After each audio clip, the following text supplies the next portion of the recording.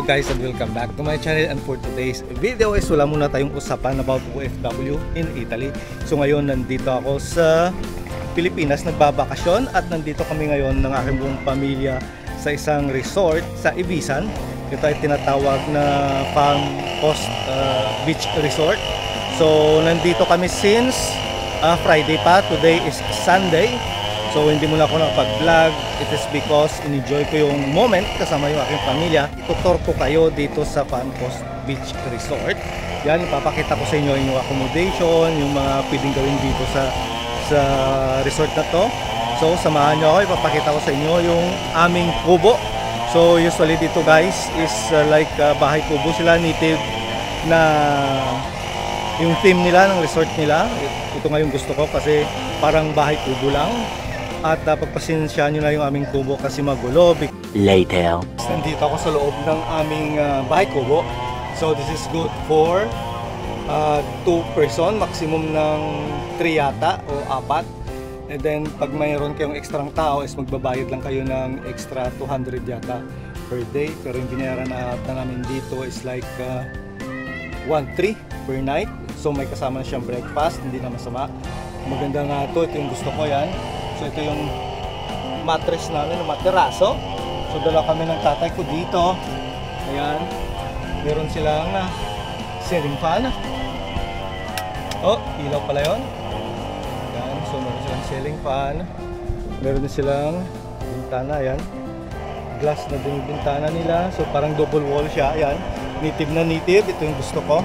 May experience ulit. At maganda talaga guys dito sa Palm Coast. At meron siyang parang terrace. Ayan, pasensyahan nyo na magulo. Nandiyan yung pamangkin ko. Ayan. So ayan, ito yan yung first kubo namin. Ayan, may terrace na siya. May secure talaga dito guys. So pasensyahan nyo na dahil magulo. Ayan, kasi nga sabi ko nung Friday pa kami dito.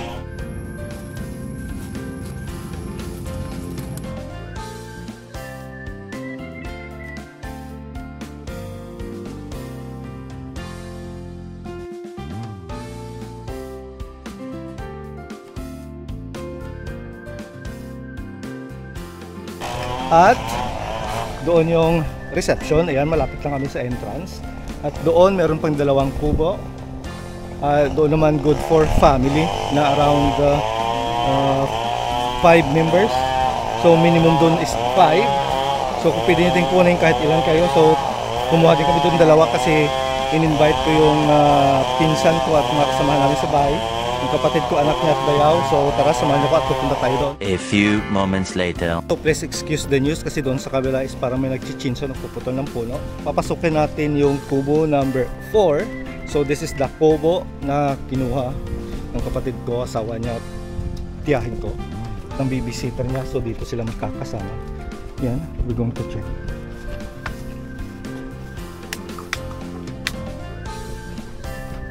So yan guys, pagpasensyahan nyo na magulo.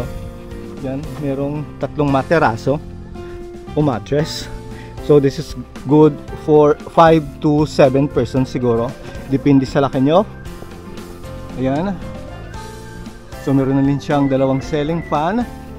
At dito sa labas is meron na ding upuan, mesa. Pwede na rin makipag-charge dyan.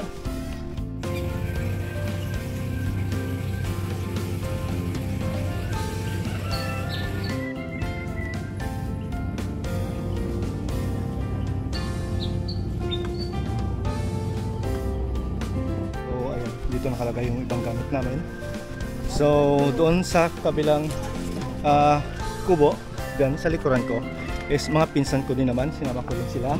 And by the way guys, yung toilet pala dito is common lang. So ayan, common yan sa kubo 4. And sa mga pinsan ko at pamilya niya is the kubo 5. Dito ako sa kubo 5. Ito yung mga pinsan ko. Ayan, si Inday Marila and her husband June. Yan, mga pinsan ko yan dito sa Roas City, Lapis. So sinama ko sila dito sa aming pagbabakasyon. Like, and we're going to check their kubo. The one, this is good for 5. Ayan, going to switch the lights on.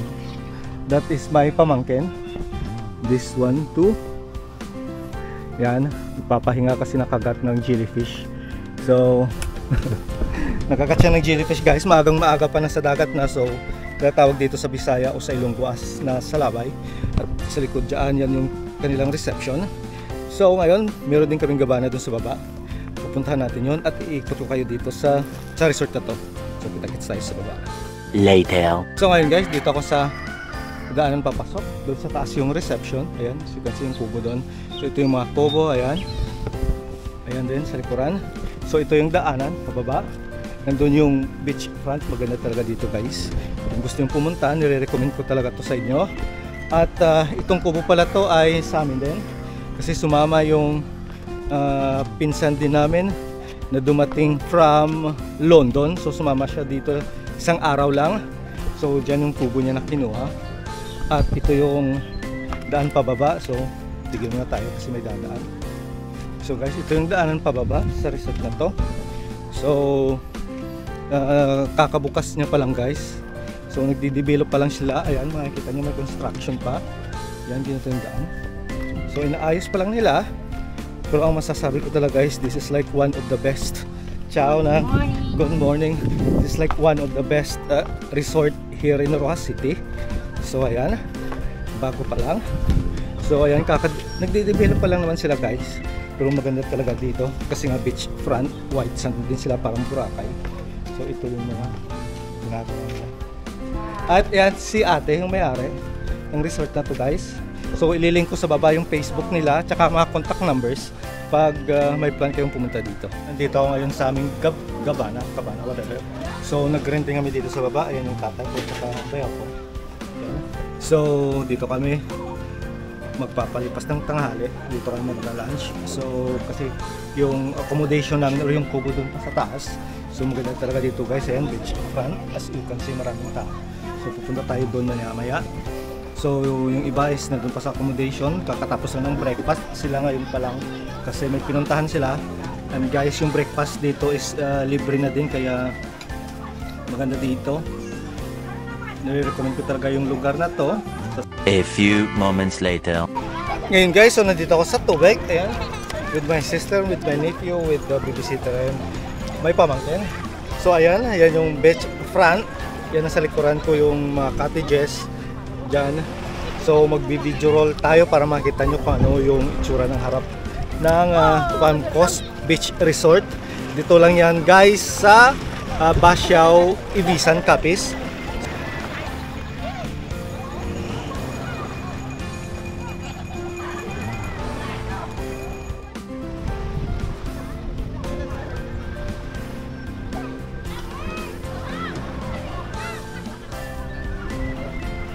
So, marirecommend ko talaga sa inyong puntahan to, itry nyo kasi maganda talaga yung lugar. So by the way guys, meron palang tatlong resorts dito na magkakatabi. Nasa gitna yung Palm Coast Beach Resort, bali magkakapatid din sila. Ganun sa kabila at doon din. So bali nasa gitna yung Palm Coast. As you can see guys, maganda naman talaga dito, pati yung buhangin, yung kulay ng buhangin, at hindi siya madumi. At makikita nyo naman yung tubig, hindi siya maalon.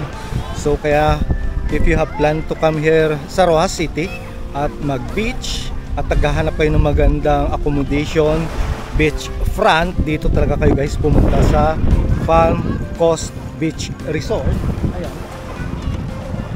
So dito lang yan matatagpuan sa Basiao, Ibisan, Capiz. So mga 40 minutes lang siya mismo siguro pag galing ka ng Rojas City Center. Hindi siya ganun kalayuan sa airport, ganyan. Accommodation is maganda talaga. And siguro pag nire-rate ko from 1 to 10, 10 is the best. Siguro sa akin nasa 9, and we're going to give 1.4 improvement. So ngayon guys, nagde-develop sila. So kasi kakabukas pa lang nila. And nagpagpintuhan din ako sa may-ari. Mabait din yung may-ari guys. Yun yung masasabi ko sa inyo. Kaya hindi ako nagsisi na pumunta ako dito kasi maganda talaga yung accommodation nila. At yung mga tauhan talaga nila mababait din. Hindi suplada, hindi suplada. Later. So at yun na nga guys, lumipat ako dito sa aming gabana o cottage kasi sobrang init dun sa labas, namamatay yung camera ko. So ayan guys. So maliban sa kanilang accommodation is pwede din kayong mag-rent dito ng mga cottages. At ngayon, yan, dito kami magla-lunch kasama yung mga pinsan ko, kanyan. So ayan, meron din, ihawan din sila dito if you want na mag-grill. Pwede din kayong magdala ng mga gusto nyong ihawin. When it comes sa drinks naman guys, mas nire-recommend ko na dito na lang kayo bumili kasi hindi naman siya ganun kamahalan. At of course, may patong sila konti pero hindi siya ganun kamahalan compared na magbitbit pa kayo ng mga kahong-kahong soft drinks, litrong tubig. Dito na kayo bumili. Kung may budget naman kayo, dito na kayo bumili kasi nga hindi naman siya ganun kamahal compared sa ibang resort dito. At ayan, beachfront talaga guys. At maliban sa kanilang accommodations at mga cottages na pinaparentahan is meron din silang coffee bar dito o coffee shop doon sa likod ko. So tara at pupuntahan natin.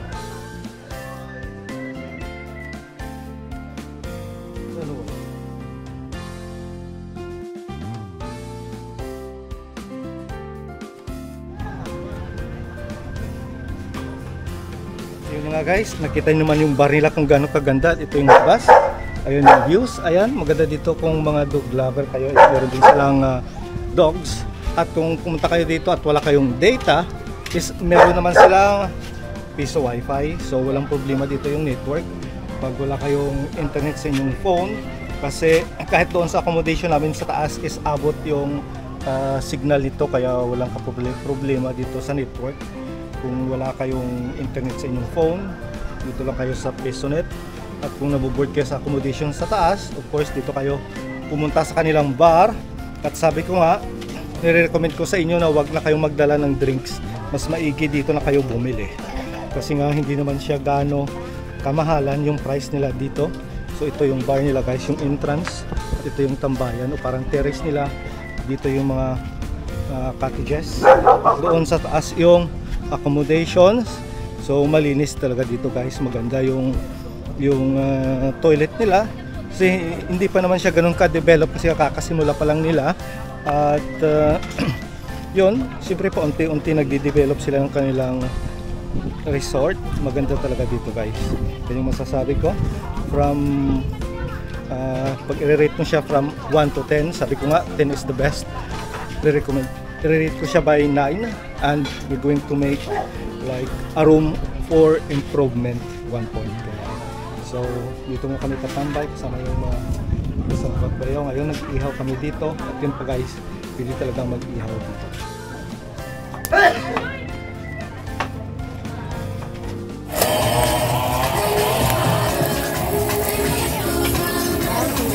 And another thing pala guys is may mga foods na din dito na available kung gusto nyo. May menu naman sila, makikita nyo doon sa kanilang bar. At kung ano yung ipapaluto nyo, meron silang pansit, bihon, Shanghai, ano pa ba?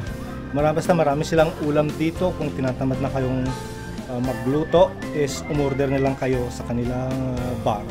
So, at isa pa pala guys, so sorry for the noise kasi parang may nagchichinso doon sa taas, nagpuputol ng puno. Kung mahilig kayo sa recreation, sa mga adventurous, is meron din pala silang kayak, ayan, kayak paddleboard. So pumunta lang kayo sa kanilang bar at mag-inquire. So kahapon nagkaya kami ng pamangkin ko. So I paid 150 pesos per head. So magsasign lang kayo ng waiver doon sa kanilang bar. So magtanong lang kayo. So hindi kayo maboboard dito kasi may papagliliberan kayo dito sa Palm Coast.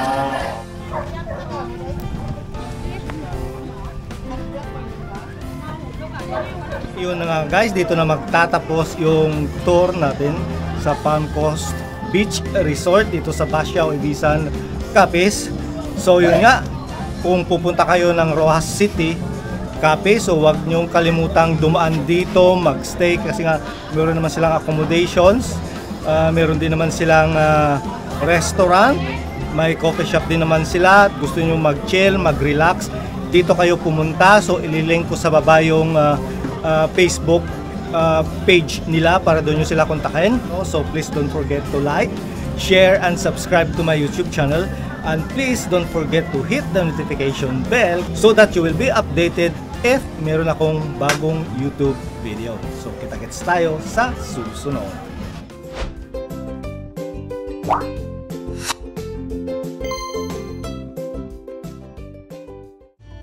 Thank you for watching. Don't forget to subscribe, like, share, and comment down.